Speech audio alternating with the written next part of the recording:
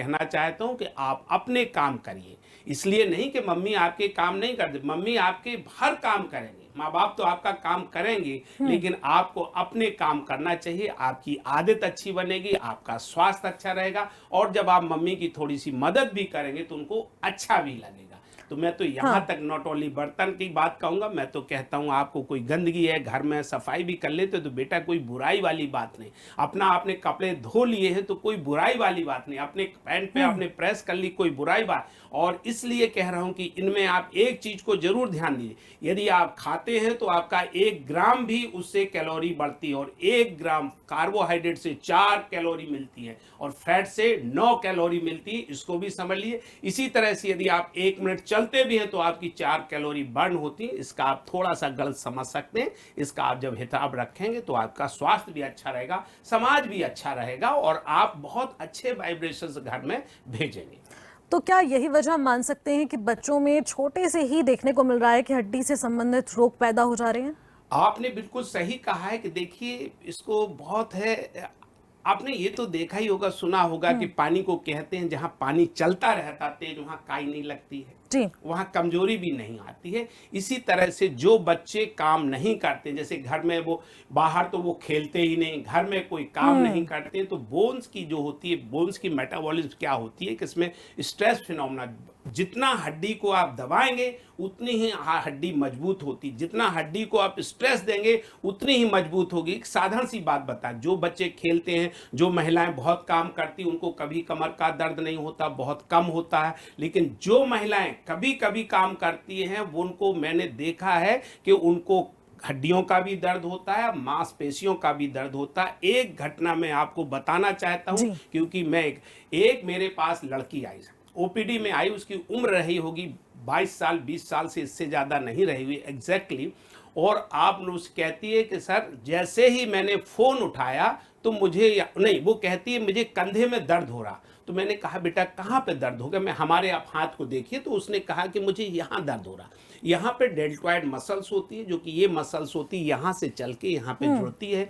तो हमने कहा क्या किया, कहती मैंने तो कुछ ऐसा किया ही नहीं, हमने कोई भारी काम किया, कहती नहीं मैंने तो कोई भारी काम नहीं किया। हमने कहा ऐसा हो नहीं सकता भाई, किसी ना किसी वजह से तो दर्द बढ़ा को, पता है उसने क्या कहा, कहती साहब मैंने झटके से फोन उठा लिया और उसको दर्द बढ़ गया। ये सच्ची घटना बता रहे हैं, और मैं इसलिए बता रहा हूं कि जो आदमी कमजोर होता है उसके लिए ग्लास पानी उठाने का भी वो है, वो दर्द बढ़ जाता है। और जो लोग रोज काम करते रहते, मजदूरों को देखो, वो 50-50 की बोरी अपने सर पर रख लेते हैं और हाथ को उठा लेते हैं। और स्पोर्ट्स वालों को देखिए कि वो कितना वजन उठा लेते, कितना दौड़ लेते हैं, जिसके बारे में हम सोच भी नहीं पाते। और हमें कभी भी किसी तरह से बस नहीं मिली, गाड़ी मिली, टैक्सी नहीं मिली, यदि हमें आधा किलोमीटर चलना पड़ता है तो हम डॉक्टर के यहाँ पहुंच जाते हैं। तो ये है गतिशीलता का महत्व और सीडेंट्री लाइफ का नुकसान। बिल्कुल आपने सही कहा, और फिजिकल एक्टिविटी बहुत ज़्यादा ज़रूरी जरूरी, होती है, बहुत उससे जरूरी है। हम हस्त पुष्ट रहते हैं। लेकिन आजकल के दौर पर देखने को मिल रहा है, जब से मोबाइल फोन्स आ गए हैं, लैपटॉप्स आ गए हैं, बच्चे फिजिकल एक्टिविटी नहीं कर पाते, आउटडोर गेम्स नहीं खेलते हैं, जिस वजह से बच्चों में वो सारी चीज़ें देखने को मिल रही हैं जो कि अक्सर 60+ लोगों में देखने को मिलती आपने थी। बिल्कुल सही कहा, जो आप कह रहे हैं उसके देखिए, इसमें सरकारों की भी जिम्मेवारी है, समाज की भी जिम्मेवारी। मैं दोनों ही चीज को कहना चाहता हूं। मैं समझता हूं ये उचित भी है और माध्यम सही। देखिए जहां स्कूल में खेलने की व्यवस्था ही नहीं हुई हो, बच्चा खेलेगा कैसे। तो स्कूलों को ये सोचना, स्कूल वही होने चाहिए जहां प्ले ग्राउंड हो, तब तो बच्चे खेल पाएंगे। जब ग्राउंड, घर आजकल लोगों के पास इतने साधन नहीं है कि अपने घर में वो ड्राइंग रूम बना ले और अपने घर में वो बच्चे क्रिकेट खेल ले या बॉल खेल ले। मैं तो मानता हूं, मैं तो लोगों को बताता हूं, मैं एक जगह पर रहता था, हम 4th फ्लोर पर रहते, लेकिन फ्लैट इतना बड़ा था कि मेरा छोटा बेटा उन दिनों क्रिकेट खेलता था, क्योंकि ड्राइंग रूम ही हमारा 20 से 30 फीट का लंबाई चौड़ाई का था।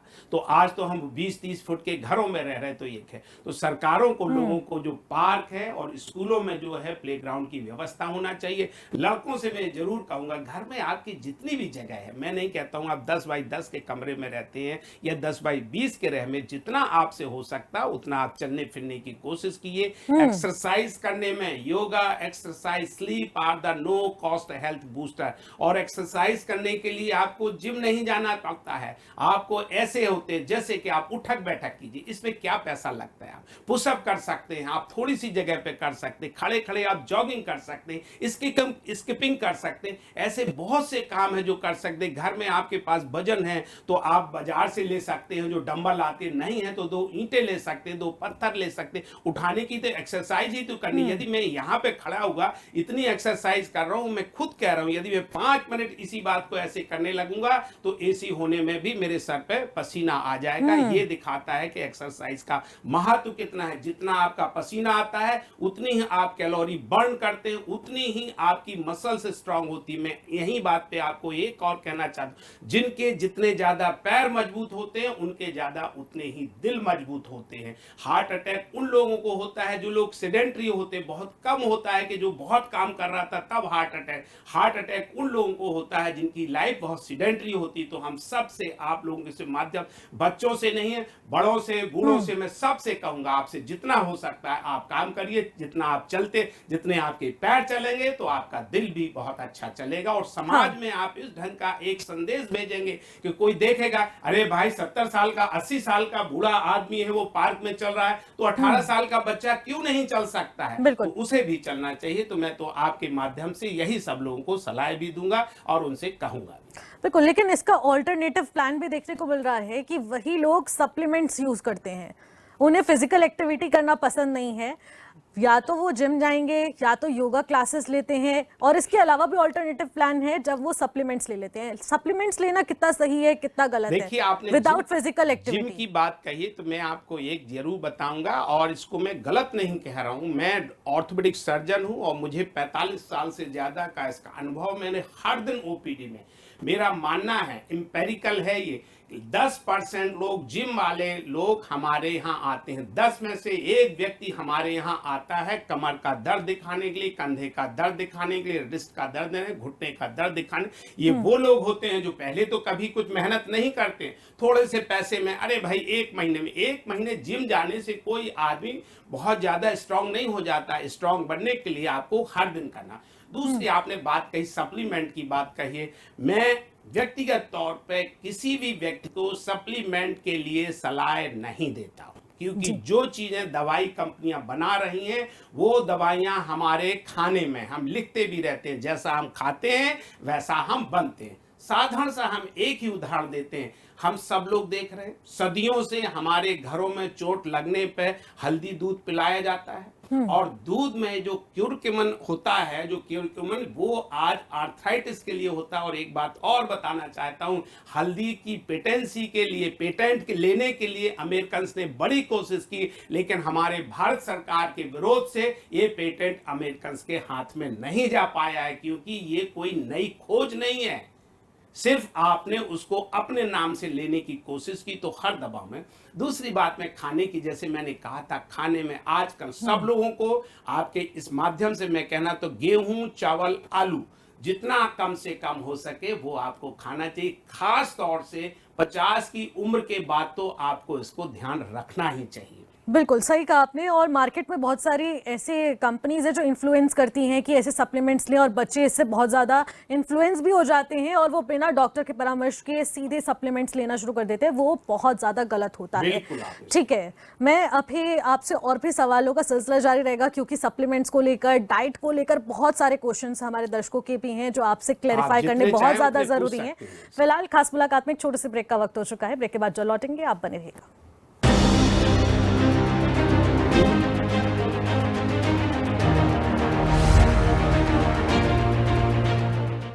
ब्रेक के बाद एक बार फिर से आपका स्वागत करते हैं, और आज हमारे साथ ऑर्थोपेडिक डॉक्टर मौजूद हैं जिनसे हम लोग बहुत सारे सवाल कर रहे हैं।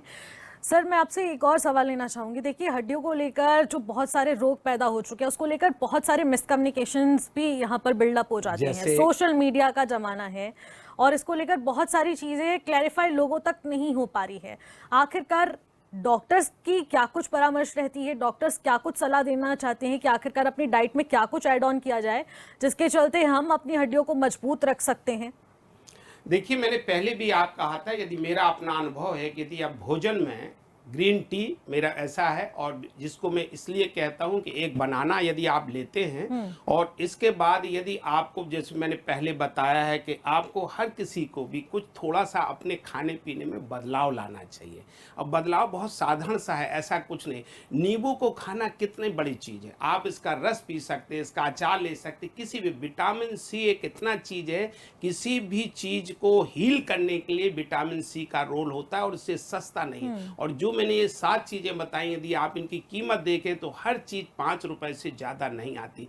5 रुपए का एक ग्रीन टी का बैग आता है, 5 ही रुपए का एक नींबू आता है, 5 ही रुपए का एक केला आता है, 5 ही रुपए की हरे सब्जी, जितनी पत्तेदार सब्जियां हैं वो आप ले सकते हैं। और सीजनल फ्रूट लीजिए, आपको 500 रुपए किलो के आपको अमरूद खरीदने की जरूरत नहीं, 250 रुपए किलो के सेब खरीदने की जरूरत नहीं है। और इसके बाद जैसे हमने कहा कि अंडा है तो वो भी 5 रुपए का आता है। यदि आप यही 7 पना 35 या 50 रुपए खर्च करते हैं और रोज इसको करते हैं, इसके साथ आप अपनी एक्सरसाइज करते हैं, टाइम से आप सोते हैं, तो आपको डॉक्टर के पास नहीं जाना। हाँ, जिनको बीमारी हो गई, ये भी मैं कहता हूं कि यदि वो उनको करेंगे तो उनकी बीमारी पे भी रहेगा, और ये आप लोगों को, सबको इस बात का करना चाहिए। बिल्कुल, डॉक्टर के पास जाते हैं, विटामिन डी, B12 की कमी तो हर एक व्यक्ति में आजकल देखने को मिल रही है। ऐसा क्यों हो रहा है? आपने कहा विटामिन डी का, तो मैं मान सकता हूं। कारण विटामिन डी का क्या है कि जो विटामिन डी हमारे शरीर में बनता है वो सूरज की रोशनी से बनता है। क्योंकि अब आजकल हम लोग बंद कमरे में, बंद जगह, पहले का जमाना निकल गया कि बच्चे होते खुले में खेलते थे, खुले में पढ़ते थे, खुले में रहते थे, और अधिकांशतः आदमी खुले में रहते। उसके ये भी कारण, जब घर ही नहीं था तो नीम के पेड़ के पास ही रहना या जंगल में रहना, तो एक थी। आज हम लोगों को इसके लिए टाइम निकालना चाहिए। और मैं ये समझता हूँ कि यदि आप 24 घंटे में, आप देखिए हिसाब लगाइए, 24 घंटे में 1 घंटा तो हमें अपने आप के ऊपर देना चाहिए, वो भले ही कितना आपके लिए जरूर। क्योंकि यदि आपके पास, कहते भी स्वास्थ्य के बारे में तो जान है तो जहान है, आप जितना भी पैसा कमा लें, यदि आप स्वस्थ हैं तब उस आप दुनिया की जितनी भी सुख सुविधाएं तभी उनका भोग कर सकते हैं। एक बिल्कुल है, मैं कहता हूं, जब आपको दर्द होगा, तकलीफ होगा, तो दुनिया की सुख देने वाली कोई चीज आपको दी जाए, आप उसको नहीं लेंगे, बल्कि सबसे पहले आप कहेंगे कि हमारा दर्द कम होना चाहिए। तो दर्द को रखने के लिए हमें स्वस्थ रहना चाहिए, 1 घंटे अपने ऊपर आपको खर्च करना चाहिए। मैं यहाँ पे एक व्यक्ति बताएं, कुछ बच्चों का जैसा है मानना है, कुछ माएँ हमारा तो बच्चा नहाता ही नहीं है, रोज नहीं नहाता है तो महीने 15 दिन में बड़ा ठोक ठोक के कहना पड़ता तब नहाते। नहाने का महत्व दीजिए। मैं अभी आप किसी के यहाँ पे दे रहा था इस तरह, तो किसी व्यक्ति ने बताया कि आप देखो नहाते हैं, रगड़ते हैं, जर्म्स निकल जाते, जर्म्स निकलने के बाद आप बॉडी को तौलिया से रगड़ते भी हैं तो भी उसमें रगड़ा, तो किसी भी चीज़ को आप रगड़ते हैं तो उसमें खून का प्रभाव बढ़ता है। जब खून का प्रभाव बढ़ता है तो आपके शरीर में भी बहुत अच्छा, और आपका अपना अनुभव होगा। मैं तो कहता हूँ आप खुद करके ले दी, आप जब नहाएंगे तो आपको फ्रेश लगते हैं, अच्छे लगते हैं, बिना नहाए आपको आलस लगने लगता है। तो बच्चों को इस चीजों को ध्यान में रखना चाहिए, बिल्कुल अपना हाइजीन मेंटेन करने के लिए, ब्लड सर्कुलेशन के लिए और फ्रेश फील करने के लिए इस मस्ट। इसी में आपने हाइजीन की बात की है, साइंटिफिक स्टडी हुई है कि यदि हम सिर्फ हाथ धोते हैं तो हमारी पेट की जो इन्फेक्शन है वो 50% कम हो जाते हैं। हाथ धोने के बाद हम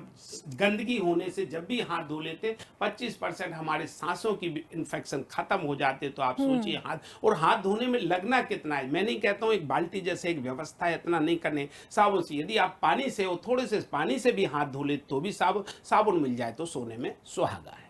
बिल्कुल। और इसी के साथ हम लोग जब हड्डियों के रोगों की बात कर रहे हैं तो आजकल फीमेल्स में बहुत ज्यादा देखने को मिल रहा है, बैक पेन बहुत ज्यादा हो रहा है। फीमेल्स का नहीं, उसके कारण क्या है, एक तो जो पहला तो है सीडेंट्री है, दूसरा होता है कि महिलाओं में जो होता है, जैसे ही मीनोपॉज होता है या पीरियड्स जब बंद होते हैं तो कैल्शियम का जो हार्मोन्स होते हैं, बेसिकली आप देखिए कि आप 20 साल के बच्चे में, 40 साल के बच्चे में, 40 साल के आदमी में आप क्या डिफरेंस को करते हैं। जब लड़की जवान होती है तो उसकी खाल चमकती है, वही लड़की जब 35-40 साल की हो जाती है तो उसकी झुर्रियां पड़ जाती हैं। ये सिर्फ हार्मोन का असर होता है कि जो कि बॉडी बनाती है, इसका होता है। इसी से संबंधित होता है कि जब औरतें 45 साल की या 50 साल की होती हैं, जब मीनोपॉज हो जाता है और आदमी 50 या 60 साल का होता है तो कैल्शियम का बनना, कैल्शियम एक बहुत साधारण सा तरीका है। कैल्शियम जो होता है 30 साल तक तो बढ़ता है, 30 से 50 साल तक बिल्कुल स्टेशनरी होता है, 50 साल के बाद एक घटना शुरू हो जाता है।